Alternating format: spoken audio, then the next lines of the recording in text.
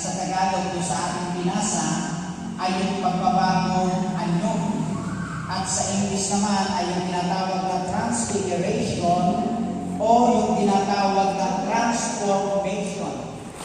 Magkaiba sila ng bigkas, pero yung kahulugan ay parehas.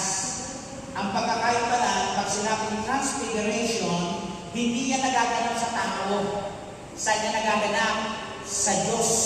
Pero pag sinabing transformation, iyan naman hindi nagaganap sa Diyos, kundi iyan naman nagaganap sa tao. Magkaiba sila ng word, pero yung meaning, address kay God, yung transfiguration, at yung namang transformation ay naka-address sa iyo at sa atin.